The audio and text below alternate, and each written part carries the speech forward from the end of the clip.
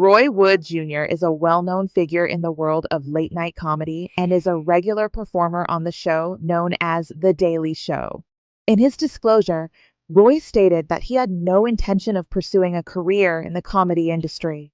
Instead, he claims that he was almost unconsciously drawn to comedy as a result of the conditions in his family, which forced him to spend a considerable chunk of his youth existing in his imagination.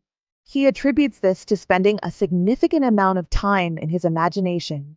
If Roy were to be motivated to perform on stage, it would need a very terrible incident for him to do so, although athletics may have given him his initial audience. Roy faced the prospect of a prison sentence following his arrest for theft during his junior year of college. On account of this, he decided to make the most of his capabilities. Before it ran out, Roy made the most of his humor and capitalized on it. He quickly started giving best performances at small comedy clubs throughout the southern region. This moment marked the beginning of a career that has been steadily growing ever since it was first launched. This is something that Roy has never forgotten, despite the many things he has accomplished. He attributed his accomplishment to a decision that was improbable and a challenging moment. Roy was really fortunate. When he was younger, he had no way of knowing that his humorous abilities would bring him the success that they have garnered him. At this point, it was time to introduce him to more ancestors whose abilities were noticeably more useful and whose lives were more specific. We have a greater proclivity toward dramatic situations than comedic ones. Roy Wood Jr. was about to explore a relatively unknown branch of his family tree at that moment. The journey began in Birmingham, Alabama, where Roy spent a significant portion of his boyhood. Roy's father, Roy Wood Sr., had already passed away when Roy was born. He had reached the age of 63 at the time of his birth. His pioneering work as a radio announcer and as a civil rights activist marked the years Roy spent as a teenager. Roy Sr. devoted his entire life to his chosen line of work.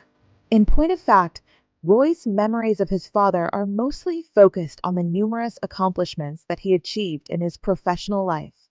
The unfortunate reality is that he kept himself alive through speaking. It was rare for Roy Sr. to talk about his family. Roy was only aware of the fact that his father had tragically passed away when he was a little child. Furthermore, his early life seemed insignificant compared to others. Obtaining all of the necessary information was our goal. Roy's grandma, Rosalie Latimer, was initially the primary focus. In the vicinity of the year 1895, Rosalie was born in Atlanta, Georgia. Rosalie is a graduate of an online institution. Despite the sudden passing of her spouse, Rosalie was able to get employment as a launderer. Her destiny was not to be a person who cleaned clothes. Instead, she took her two young children and set out on the Great Migration, which was a large exodus of African Americans from the most southern regions of the United States. As of 1928, she had gone more than 700 miles, ca 1,127 kilometers, about 1,127 kilometers, to arrive in Chicago. Roy may have failed to fully appreciate the magnitude of Samuel's sacrifice. Samuel was most likely brought over the Atlantic Ocean to Charleston, South Carolina, as part of the final wave of enslaved individuals who arrived in the United States between the years 1790 and 1808, which was the time in which the American government declared the worldwide slave trade to be illegal. Given these circumstances, we can infer that Samuel arrived as a minor. It is highly possible that he was a minimal infant, which only serves to emphasize the incredible level to which Roy's family was able to advance. At the beginning of the 19th century, we had already identified the paternal lineage of Roy Wood Jr.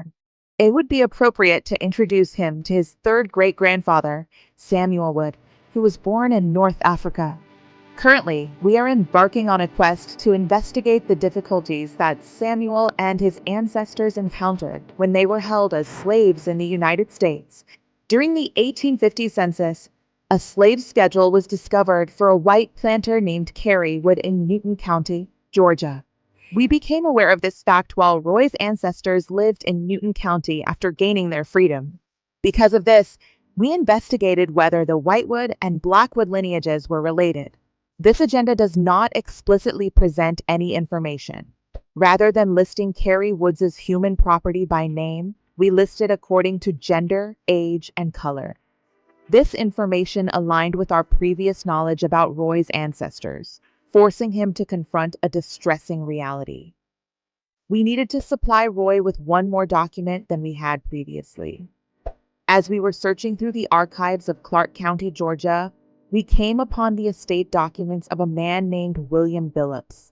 Upon his passing, Carrie Wood's father-in-law, William, left his share of his slaves to his daughter, Carrie's wife. Carrie's wife was the recipient of this inheritance. One of the individuals named Sam, whom we think to be Roy's third great-grandfather, is included in the will that he penned in the year 1816. The will also provides a list of his human property.